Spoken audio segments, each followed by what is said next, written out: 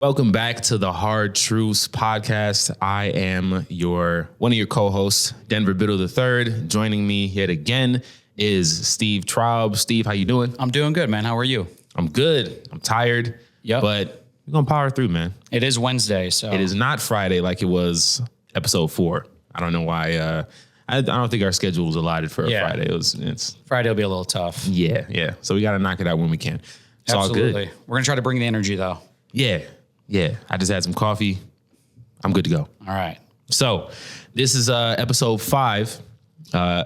We've been getting kind of mixed up because the way we planned this, episodes had different numbers assigned to them. But episode 5 of the mini series, which is basically taking beginners, people who basically don't know anything about fix and flip real estate investing. And by the end of this, getting them to the point where they feel comfortable with taking those first steps in their real estate investment journey. And really just breaking things down in a very granular way and answering any questions that someone who has no idea, any familiarity in this arena at all, just bringing some clarity to all those things. And again, instilling you with that confidence to be able to take massive action. So this episode is going to be diving more into lender requirements. We've talked about finding a property, evaluating whether or not you have a deal, looking at the numbers, knowing your numbers. And now you're basically ready to take that first step and actually acquire the property. And before doing so, you kind of need to know, what goes into that and what you need put together financially in your situation, and just like what ducks you need to have in a row in order to successfully, apply for your loan or whichever way you want to go about acquiring a property. So we're going to dive into those specifics and go from there. So where do you want to take it from here? Let's start with understanding, why the lender requirements are important for you, maybe what a lender looks for, and then also where you're going to try to get your money from essentially, and why one lender may be better than another lender. Perfect. I think we can all agree in one place is not everybody is created equal. No. Lending relationships, people relationships, coworkers, we won't name any, I'm just kidding.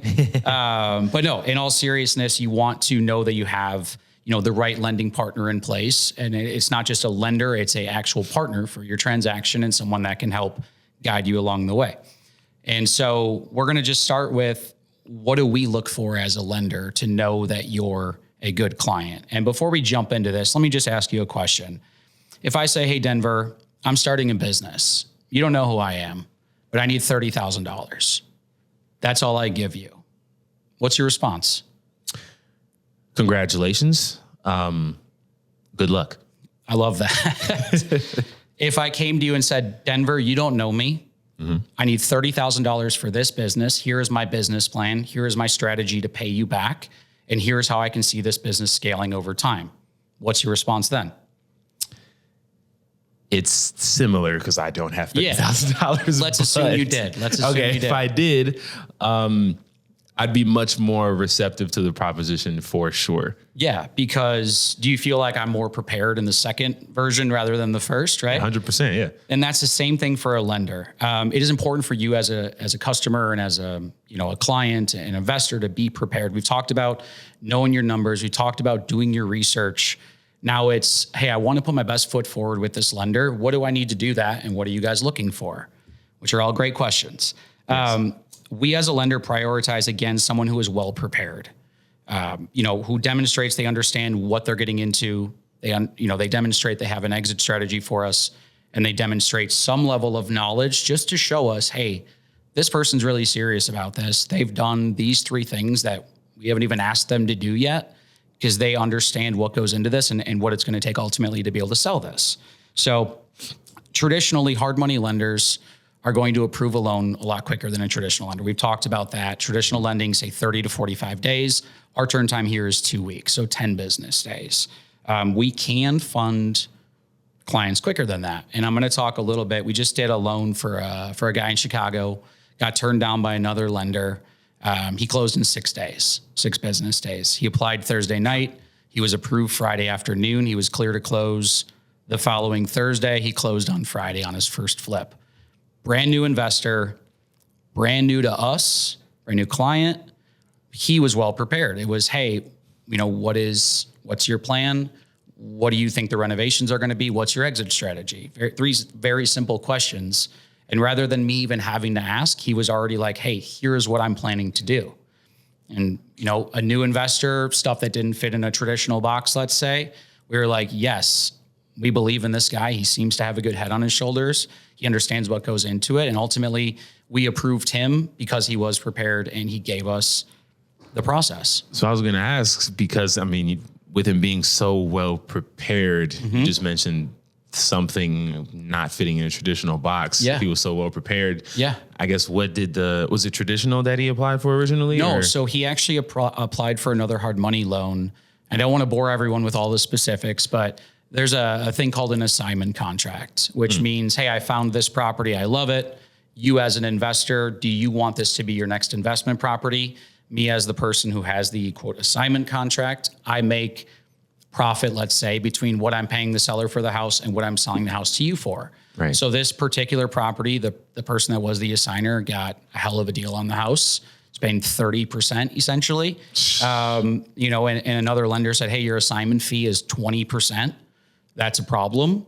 And our answer was, that's a large assignment fee. Like, do the comps make sense? And is this something we're comfortable with? That makes sense? Yeah, it makes sense to me. Yeah. And he was well prepared. He knew what we were going to look for, had his credit going, had his his assets, had his scope of work. He was ready to roll. So we want, as a lender, to build that relationship with you, right? Relationships are built mostly on trust in most situations. So it's, hey, I want to trust you. Give me a reason to trust you. Versus, you should just trust me. Well, why? Well, you just should.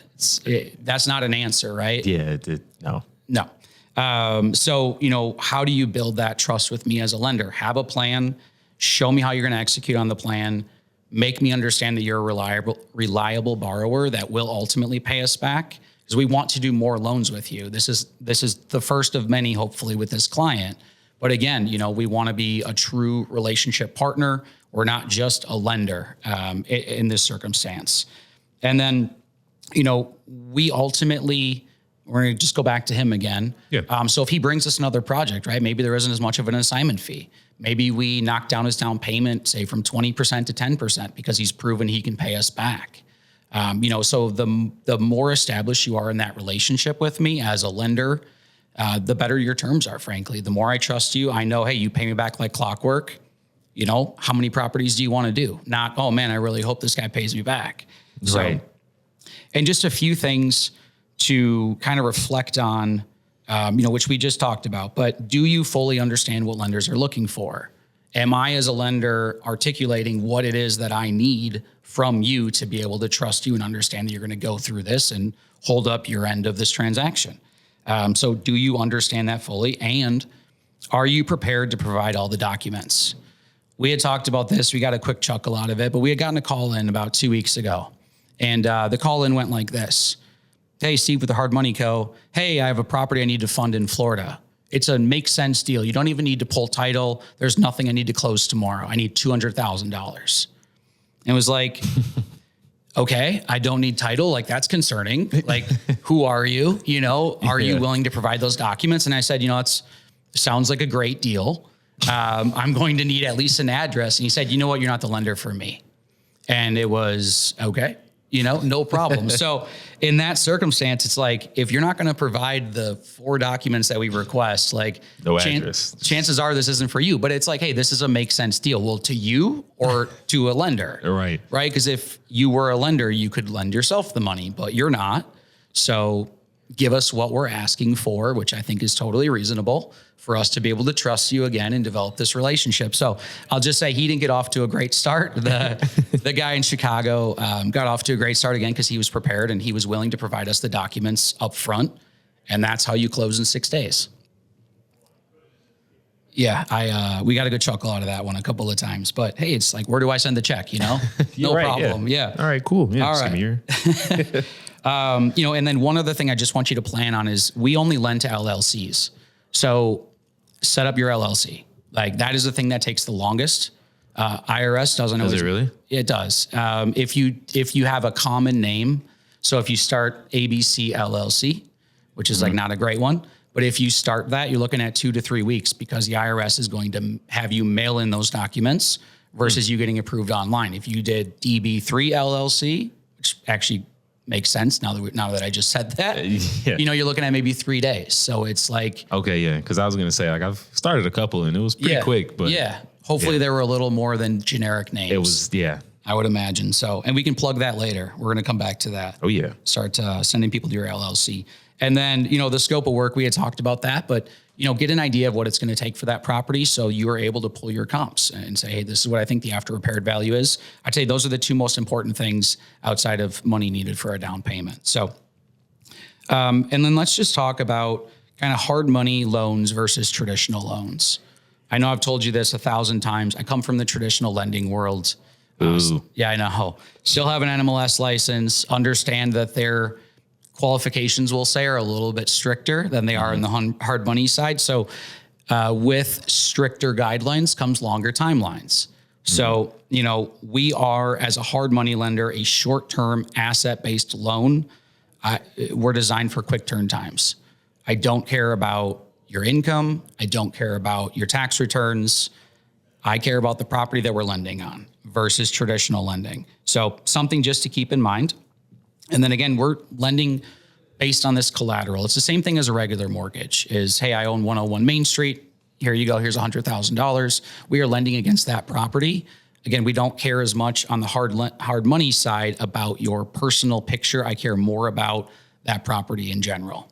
And just to be candid, most contractors who are self-employed may have some significant write-offs, we'll say, and they may not qualify for a traditional mortgage. So it's a great solution if you end up having that problem. And, we've covered a few of these before, but we'll just kind of, we'll call it a refresher, but normal hard money loans are like 6 to 12 months. Maybe there's an extension to go to 18. Maybe it's 3 months based on the project you're doing, only taking you a month. So it's important to kind of evaluate that and if that timeline works for you. The negative side of things, I would say, is the interest rate is higher than a traditional loan. It is interest only. So oftentimes that payment would be very similar to what you're paying if you did take out a 30-year mortgage, did a DSCR loan, something like that. But with that comes the speed and the flexibility for me to give you the money that you need to complete those repairs. That makes sense? Yeah, perfect sense. Awesome. Okay. And then, a couple of just kind of questions to ask your lender that I feel like are important. Like if I was in a position of taking on my first investment property flip, what are some questions that I would ask? Number one is, what does your appraisal look like? Are you doing what we do here, which is a desk appraisal? And Brett knocked out an appraisal for me in 2 days. Shout out, Brett. It's through underwriting. We're back, right? So, what does that appraisal look like? And in turn, is someone going to that property, not only is it going to take longer, that property appraisal is likely 3 to 4 times what we would charge you for a desk appraisal. So that's important to know that. Speed. Denver, how quickly can you close? Quickly, 7 days. 7 days. We just closed in 6. Can you do it in 6? Sure, I can do it in 4. Do I want to? Not necessarily, but when the time comes up, we do a significant amount of what we call takeover loans, which means ABC lender didn't hold up their end of the bargain. I was supposed to close in 5 days. They just told me today it's not a great project for them. That is exactly what happened with the guy that we talked about earlier in Chicago. Hey, this lender's had your loan for 3 weeks. Like, what have they been doing? We closed in 6 days. So how quick are you? Another question is, what do you lend to? Meaning, I'm paying X for the house. My repairs are Y. What percentage of that after repaired value do you lend to? Some lenders are 60, some are 65, some are 70.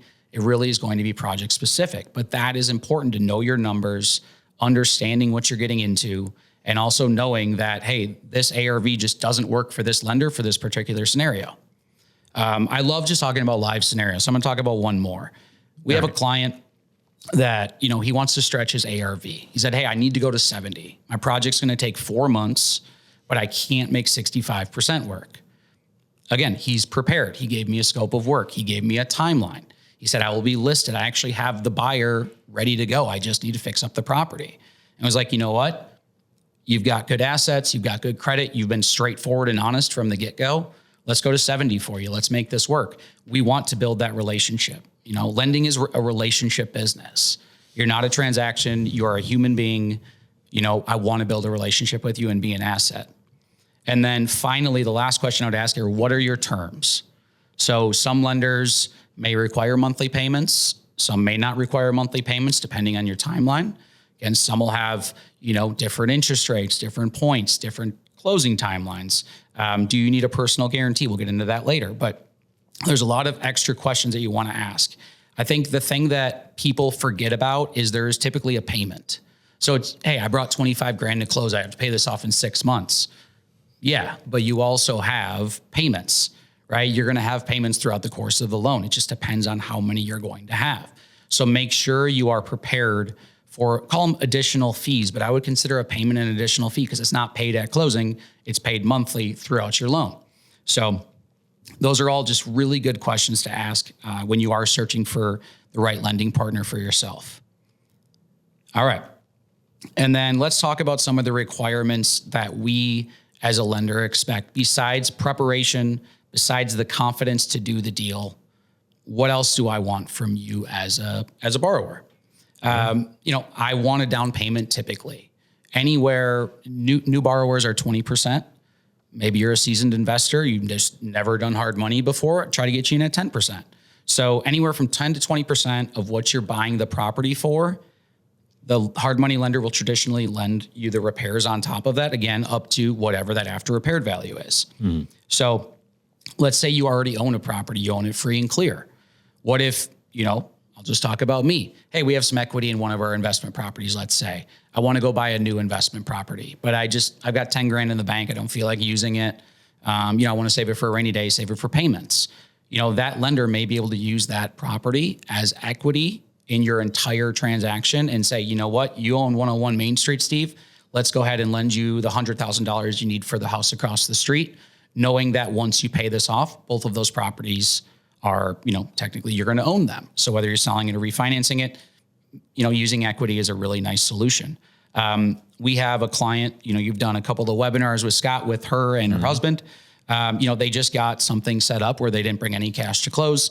We're able to kind of roll in payments. Again, we trust them. They've built a relationship. They are prepared, so we're willing to be flexible where we can. And then I just spoke on it, but we're going to talk about it, experience and track record. We cater to all investors, first-time investors, repeat investors. However, the experienced investors are likely going to get a lower down payment because they can prove to us as a lender, hey, I've done this, and this project. We oftentimes get this scenario when people call in is, hey, I've flipped a couple of properties, but it was with my buddy and everything was in his name and it was his LLC and his money. And it's like, that's great. That's great experience. That's not verifiable experience that I can then use to build a case to say, you know what, Denver, you're honest about that. You were part of this project. Sure, your name wasn't on it, but think about this, like, how do I prove that, right? It's hearsay. So if I tell you something versus can prove something to you, does that matter to you, Denver? 100%. Yeah. So it's like, show me where you were successful and how you were, and we'll absolutely consider it. And then, for the experience and kind of the track record, let's say you don't have that. What makes me feel better about you as a client? Like, again, you're prepared. You have detailed plans. You have accurate estimates on your repairs. Maybe you're using a really well-qualified general contractor. It's show me that you've put some effort into this because I want to be here for you, but I need to know that this is a two-way street. You need the Carfax. You do. I need the Carfax, with all of the accidents kind of thing. Yeah. All right. And then let's talk about just your project scope and budget. A clear scope, a clear work, clear intentions. It just, again, builds that trust, builds that rapport, versus you saying, well, what do you think it's worth? It's like, I can have my opinion, but it's not my money. It's not my life. It's yours. So make sure you're including estimates for renovations. Make sure you talk about the holding costs. Like we just talked about payments. Make sure you are prepared for those payments. I think it's interesting when people buy new cars, right? Like we have a gentleman here in the office that just bought a new car. Shout out, Nick. That car may or may not have payments for a couple of months. Like, is he prepared for those payments moving forward? Like, certainly he is. I can speak that. Yeah, seems like a good kid. Yeah, right. He's got his whole life ahead of him. But no, I mean, he's prepared. And when he goes and applies for a car loan, or you and I go and buy a new car, it's like, show the lender you're prepared to make these payments. How are you going to make those payments, right? I can prove how much money I make. I can prove what the car is worth, so on and so forth. Really interesting stat that I found is lenders approve 45% more applications when a detailed budget and a timeline is provided. 45%. So if you submit an application to me and say, I need $100,000, it's just a great deal. Don't worry about running title. Probably not going to approve you. If you said, hey, this property I know is owned free and clear, there's no city ordinance violations, nothing like that. Here's my plan with it. Great. I'd love to get you approved. Customer A versus customer B. Customer B wins 110% of the time. And then your exit strategy. We had talked about being flexible, but be conscious of what your exit strategy is, right? How are you planning to pay us back as the lender? Articulate that to me. Tell me, hey, I'm going to sell this property. That's freaking great. Now you've got 4 months to complete your project so you can get it on the market, you can get it listed, and you can get it paid off. And the exit strategy is extremely important for what we're trying to do. Tell me what you want at the end of this. I want to be a landlord, or I want $30,000 in cash. Those are two different things, right? Yeah, so, when you're looking at it, it's just, again, important to be prepared, important to be able to answer the questions that I have in the 10-minute call that we have, so that I can say, you know what, damn it, Denver is a great borrower. I believe in him, and I do, sincerely. But yeah, I know that one hits the heart. It does. But I want to know that what you're trying to do is going to work for you. Last thing we want to do is set you up for something that isn't successful. I don't want to see anybody fail. And period. In life, in lending, I want you to have an opportunity to be successful. And the lender is going to be a huge piece of that. All right. And then let's talk about a couple other lender questions that you may want to answer. So you already know, hey, what separates you from the other lending institution? Is there any additional fees I should prepare for? Another one, how do I prepare for my down payment? What do you require? Let's ask you, what does a new investor need with us for their down payment, assuming they don't have collateral? 20%. Great. So that's a great answer, Denver. Do you have 20%? Awesome. And then, do you work with first-time investors? That is a very important question. Not all lenders are created equal. So not every lender is going to want to see a brand new investor. They're like, you need experience. Well, how do I get experience if you won't lend me the money? It's like when you're fresh out of college, how many jobs we applied for that was like, we need 5 to 7 years of experience. This is an entry level position. What are you talking about? You can't enter with 5 years. Yeah. For real. It's like, why the hell did I go to college if you're not even going to give me a shot at this, right? But, do you work with first-time investors? And then what additional steps should I take to make me what you would feel like is a good client?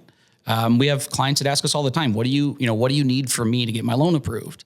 I send you a list of documents. It tells me a lot about you if you just straight up ignore me for 2 weeks, or if it takes you 4 days to get me the 7 documents back that I need. Which one of those clients do you feel like is more, prepared, Denver? Oh, who's coming back quickly? Yeah. And it's like, speed is important. If you want me to close in 6 days, I can't wait for 5 days to get your documents. It just isn't happening. So make sure you're prepared and make sure you're asking these, what I feel like are very important questions. Very reasonable. It's like, and I'm married, happily married. It's like dating though, right? You ask questions before you go on a date with somebody. It's, hey, how do you feel about this? Do you enjoy this show? Whatever those questions are, ask those questions before you get into a relationship. Don't just dive off the deep end into the pool and get married on your first date. You know what I'm saying? Yeah, it's 2024. No blind dates. No, I need context. Yeah. Yeah. 100%. And you need to know what you're getting into, right? On both sides of the street. Answer me truthfully. Do you Google people before you go out with them? Likely, yes. You know, it's the I've been Googled quite a few times. And like, they found nothing. Yeah, except for great music. But that's another. Yeah. That's another plug. But no, in all seriousness, like, be prepared, ask the right questions, and make sure whatever relationship, lending, personal, whatever it is, you're prepared to get into it. And it's something you feel like will work for you. Nobody gets into a relationship they don't want to work, right? It's effort, it's time, it's preparation. It's important. So, or maybe they do. Maybe they do. Sometimes it depends, I guess. Self-sabotage. Yeah, but we're not gonna counsel right now. We have another podcast coming out for that. Maybe we'll talk about that later. But all right, let's talk about your loan application process, and really, like, what am I going to ask you for as a client?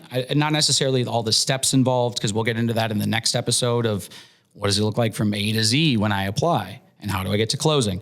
But it's like, what documents do we typically require? And what do we want to see? I want to see proof of identity.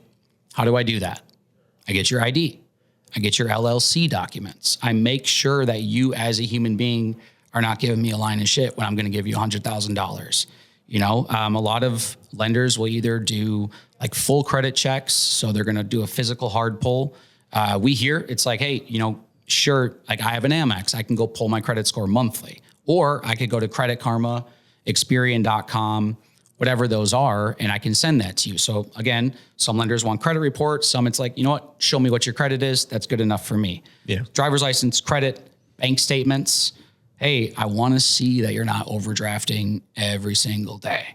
I want to see that you're financially responsible. So we're not going to get into too many specifics, but there are certain red flags that come across a bank statement that just makes you feel like, maybe this isn't somebody that I would want to lend money to, so it's important.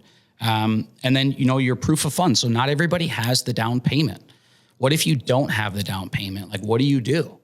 I'd tell you, go get a gift. If you have a family member that wants to contribute, or an uncle, a friend, whatever it is that wants to help you out, great. We also have a client right now. She is buying a property in Ohio. She's getting what's called a gap funder. Have we talked about gap funding at all? I don't think so. Okay. In 10 seconds or less, a gap funder is somebody who is willing to give you the money that you need for closing for either an interest rate on that money, so like call it a secondary mortgage, or a percent of your profits. Hey, Denver, I'll give you $40K, but I need 20% of your profits when this closes on top of my $40,000. Cool. Some people are into that. Some people aren't. So there's creative ways that if your bank statements maybe don't align with what the lender wants to see, maybe get a gap funder, maybe get a gift. Those are all really good options. Next thing I'm going to look for is property details. And this is you being prepared. I need a purchase contract. Like, we don't lend money based on hopes and dreams. It's great to think you're going to buy this property at sheriff's sale in 2 weeks. What if that's not the right property for you? You're wasting your time on a property that isn't ready to go. And you're in turn wasting a lender's time with an application. I'd rather get to your live application and treat it with the utmost importance than have 6 applications that don't close, that are just, again, based on maybe wanting to buy this property. So I'm not saying don't turn in applications, but understand that a purchase contract is more important than a hypothetical situation.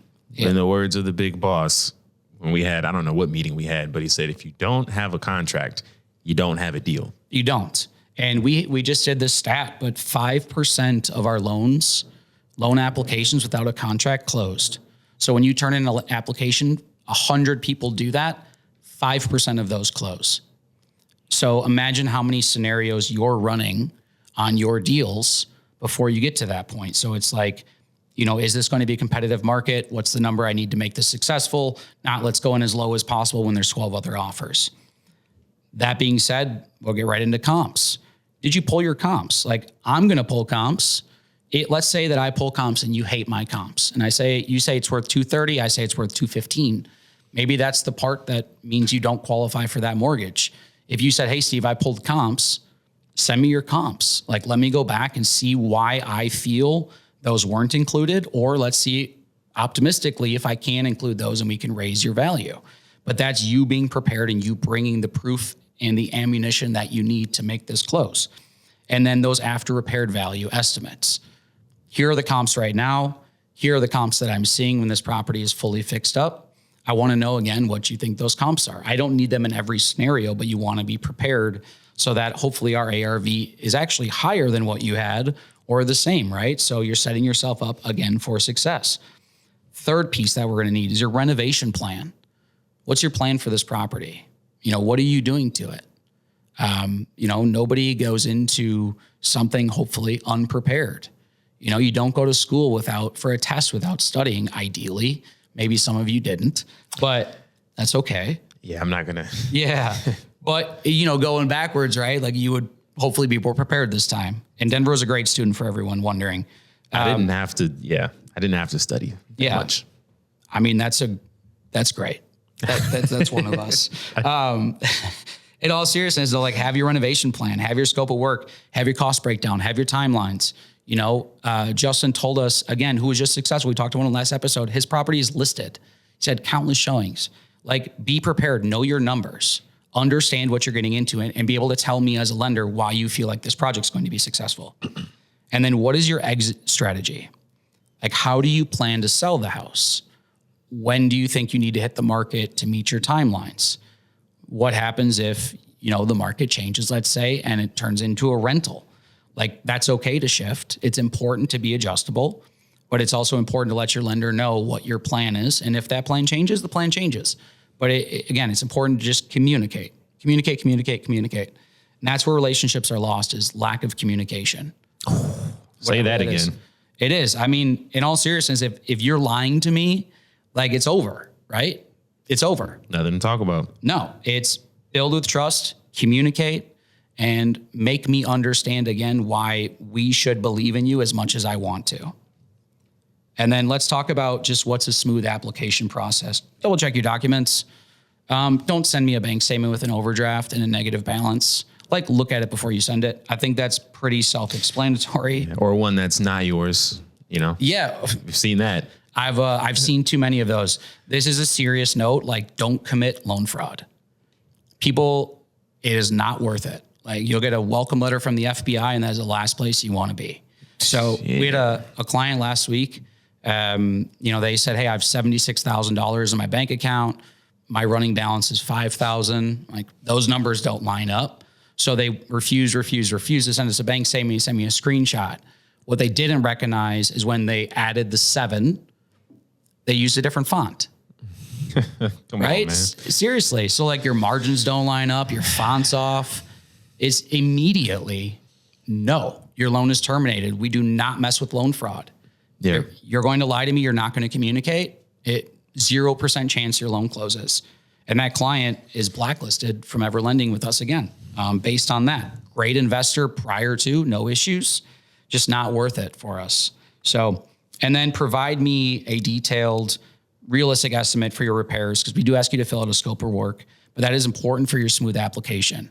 Is, again, be prepared, know what your numbers are, be able to get into your scope of work when I ask you. And then we had just talked about the other example, but respond quickly, right? As quick as you can, within reason. I don't, if I text you at 6 p.m., no issue if you get back to me the next day. If it takes you 2 days, it is what it is. I'll work around your timeline. However, if you take 2 weeks, chances are probably not going to be the lending relationship for you. Yeah. So be quick. Let's talk about a couple of things to ask the lender during your physical application process is, how long does this loan take to approve? We had talked about it. There's some hard money lenders take 2 weeks because I'm waiting on an appraisal. It's like, we're 72 business hours. So again, we can rush it, but if you apply today at noon, 3 days from now at noon, I should be able to get back to you and say, hey, this ARV is offered, looks great. It's gone through property valuation, it's gone through underwriting. Here are your loan terms. Let's get you closed in 7 more business days. So it's important. Your timeline, some lenders can't meet it, some can. Find one who can. And then, are there any common mistakes new investors make during the application? Like, self-reflection, like don't lie. Don't send through fake bank statements, Outside of that, a lot of, I'd say, new investors, maybe where they go wrong is they don't have the relationships in place to be able to rely on an industry professional. Denver, on your first flip that you're going to do after this, series is over, because you're so inspired, are you going to, use a general contractor, or would you plan to do all the work yourself? I for sure would be using a general contractor. Yeah. And I would say that's a great idea. I'd say what we see a lot, and reasons projects don't work out, is a client is planning to do the work themselves. When are you going to do that? If you're working full time, it's like, are you really going to do it from 6 to 9 p.m. every single night and both days on the weekends? Maybe not. So I'm not. Yeah, exactly. Be prepared and make sure you have the people in place and you understand your budget. And then, so all of those kind of go into it. Let's talk about really like understanding the loan terms, conditions, specifics of the numbers itself. And I am extremely passionate about these. That being said, I understand that not everybody loves numbers, which is fine. Yeah. So I'll do my best to get through these as quickly as possible, but they need to know. Need to know basis, and I will tell you as much as I can tell you here in the next 2 minutes. So cool. I want to break down the costs for you. So interest rates, we had talked about it. Interest rates are usually in the teens, we'll just say. Every lender is going to be a little bit different, depending on your experience, maybe the area you're borrowing. We lend in Detroit. Not all lenders lend in Detroit. So where's your interest rate, understanding how that affects your monthly payment. So if it's interest only, you take the interest rate times whatever your loan amount is, divided by 12. That's your monthly payment. Then they're going to charge you points, meaning how do I as the lender make my money, right? I'm lending you money. You're making me interest only payments. That's great. But there's going to be, call it a funding fee. Here's what it's going to cost for me to lend you $120,000 besides the monthly payments that, of course, you have to make. Mm-hmm. Those are called points. 1 point is the equivalent of 1% of your loan amount. We talked about this, I think, in a previous episode. So 2 points on a $100,000 loan is $2,000. 10 points on a $100,000 loan is $10,000. There is obviously a difference there. Points, interest rate is not everything, but it is very much important to understand what you're getting into. Holding costs. We had talked about this, but hey, what are your holding costs? How many payments are you expecting from me? So Denver, I think we've talked about it a couple of times, but you close today. Do you skip the next month?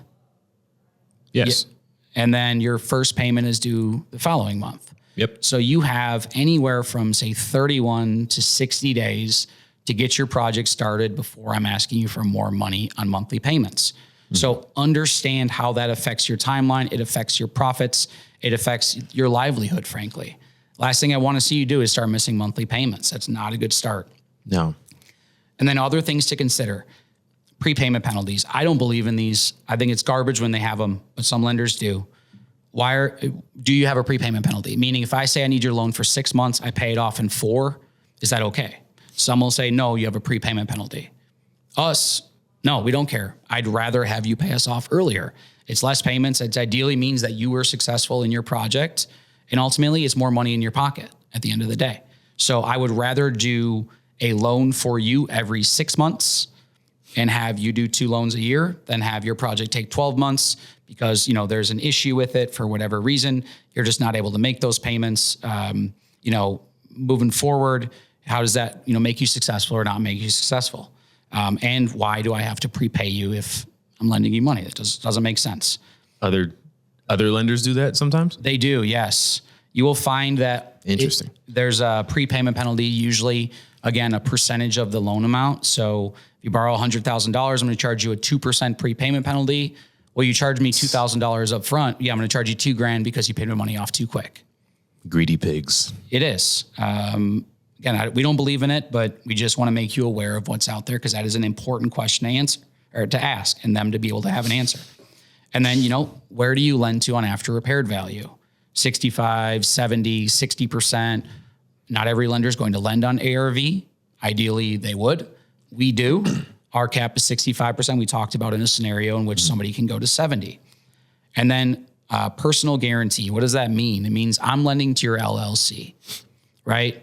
If you don't make your payments, you're personally guaranteeing that those payments will be made. Your personal name, not your LLC name, which is who we're lending the money to, but you're going to have a personal guarantee.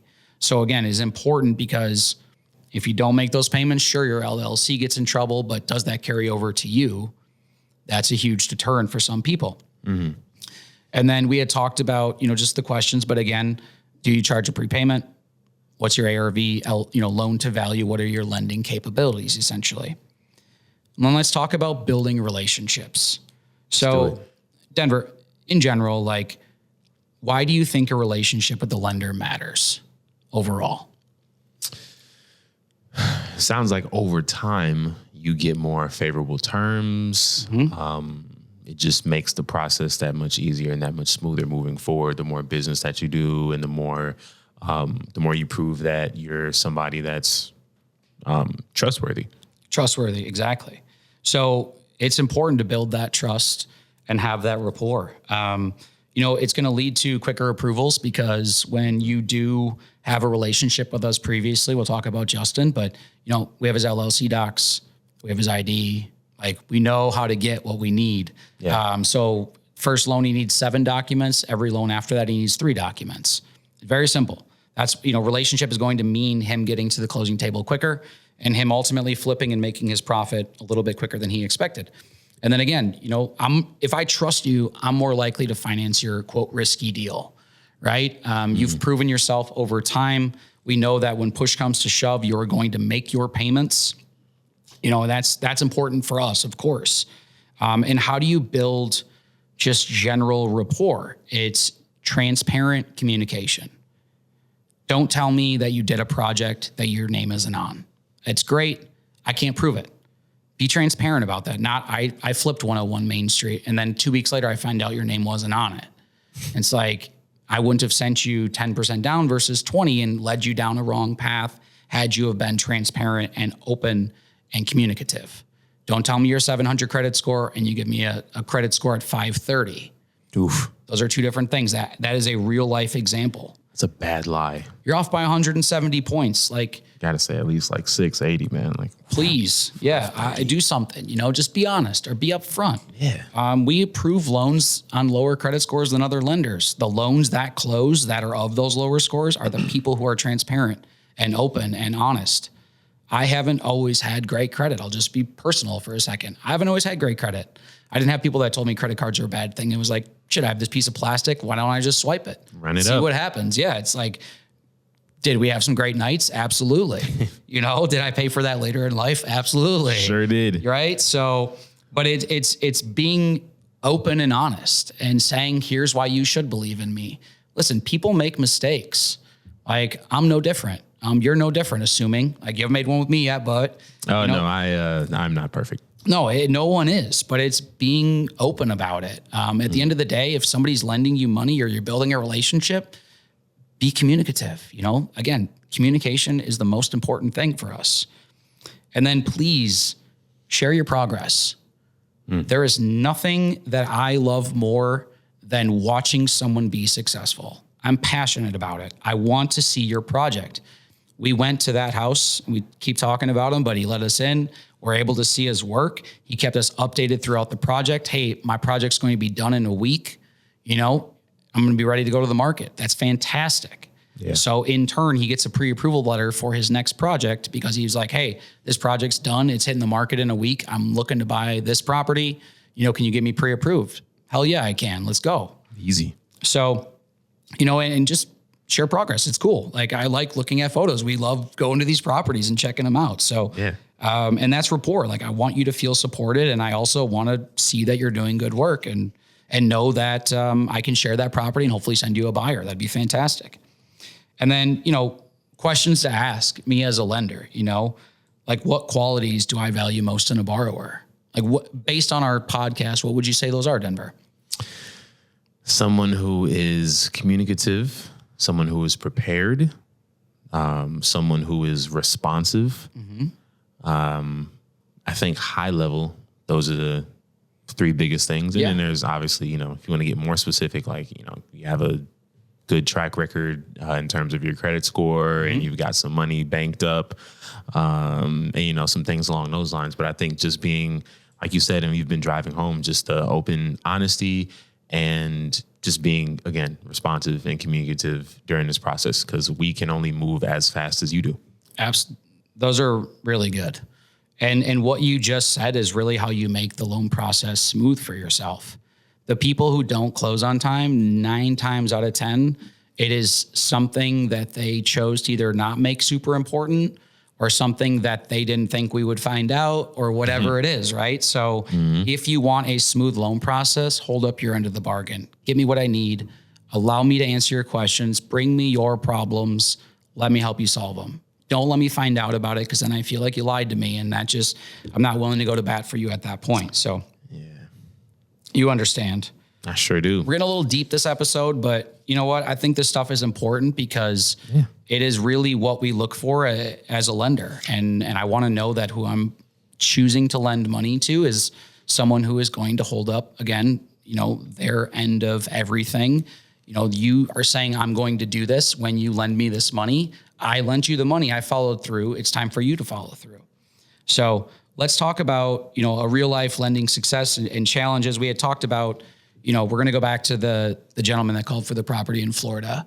So he wasn't successful because he wasn't prepared, right? He didn't tell me how he was going to flip the property. He didn't give me an address. He didn't tell me where renovations were. He didn't tell me what after repaired value is.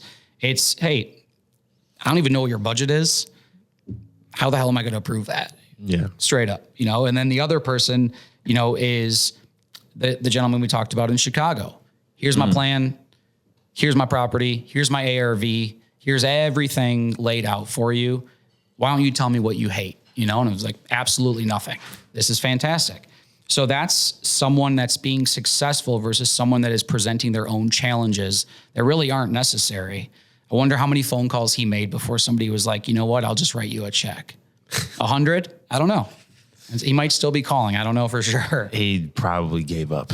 He might have, which probably a good idea at that point. But, the investors that are successful are the ones who, again, are communicating, getting their items in a row, know what the renovation costs are, leaning on the professionals around them, knowing their damn numbers, and just being transparently honest to the best of their ability. There you go. So, and we had talked about this too, but people do build in those contingency plans like oh shit, I took this wall down, I need $5,000 more. So let us help you kind of build in that contingency plan. We have a client right now that has a 15% contingency plan. He's got $80,000 repair budget. He's asking us for a shade over 90 grand. It goes a little bit past where we would for our after repaired value in traditional circumstances, but it's allow me as a lender to build in this contingency plan, give you a little bit of flexibility, but also knowing that you're prepared. This may happen. What do? I don't have $12,000 to my name to be able to make up the differences. We want you to be successful. We want you to be prepared. We want you to communicate. Period. All right. So let's just talk about a few questions that I would like people to consider as we're wrapping up this episode. You're asking your lender questions. Like, I think it's time for a little bit of self-reflection, right? So how much of a down payment or equity contribution can you comfortably make? Do you have a property that's owned free and clear? Is it worth $100,000? Is it worth 60 grand? Is it worth 200 grand? If you do or don't have the down payment, do you have a gap funder? Can somebody gift you money? How are you going to make that money back? Maybe you have a 401k loan you just from an old company you've been itching to cash in and start your future. That's an option for people too. But it's how are you going to come up with that money and how can you meet what my qualifications are as a lender for us to feel comfortable? And then confidence. Have the confidence to present to me a plan. Believe in yourself. I want to believe in you too, but I need you to believe in yourself. And here's my renovation plan. Here's my plan to get out of your loan. Be prepared. Do you have that plan? If the answer is no, think about it for 5 minutes. What do you think that I would want to see from that budget? I want to see your budget broken down. I want to understand, what goes into a property. Hopefully you have a contingency plan, and then the final one is just kind of like almost what team or what resources do you feel like would help you be a better candidate for a loan? Are you leaning on the people around you? Are you just jumping into the deep end? We want to build a relationship. I want to know that what you're doing is, good, frankly, and people around you should feel strongly about what you're doing. Hey, Denver, I know you've done 10 flips. Would you mind just giving me your advice on this?